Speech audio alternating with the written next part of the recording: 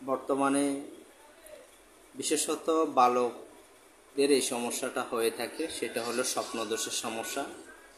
স্বপ্নদোষের জন্য অনেক রকমের ওষুধ সেবনের পরও উক্ত সমস্যা থেকে পরিত্রাণ পাচ্ছে না।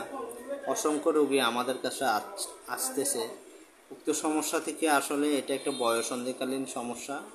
এটা যখন অতিরিক্ত মাত্রা হয়ে যায় তখন এটাকে রোগের আওতায় নিয়ে আসা হয়, তখন এটা চিকিৎসার প্রয়োজন হয়।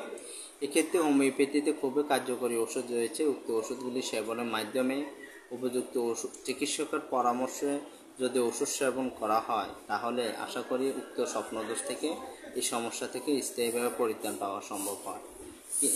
এক্ষেত্রে সাধারণত যে সকল হোমিওপ্যাথিক ওষুধ ব্যবহৃত হয়ে থাকে, যেমন অ্যাসিড ফস, সেলেক্স নাইগ্রা, সাইনা, নাক্স ভূমিকা, সালফার, আর্জেন্টাম মেটালিকাম, ক্যালিব্রোম, ন্যাটামিও, ডায়াস্কোরিয়া খুবই কার্যকরী ওষুধ। এক্ষেত্রে সাধারণত শারীরিক দুর্বলতা এবং যে সকল দিন দিন শুকিয়ে যাওয়া, খাওয়ার অরুচি, অনিদ্রা, ইচ্ছা অনিচ্ছা, স্বপ্নদোষ হতে থাকলে এক্ষেত্রেও হোমিওপ্যাথিক ওষুধ খুবই কার্যকরী। শুধু যুবকদের নয়, দেখা যায় আমরা অনেক বৃদ্ধ পুরুষ মহিলাদেরও এই সমস্যাটি পেয়ে থাকি। এক্ষেত্রেও হোমিওপ্যাথিক চিকিৎসার মাধ্যমে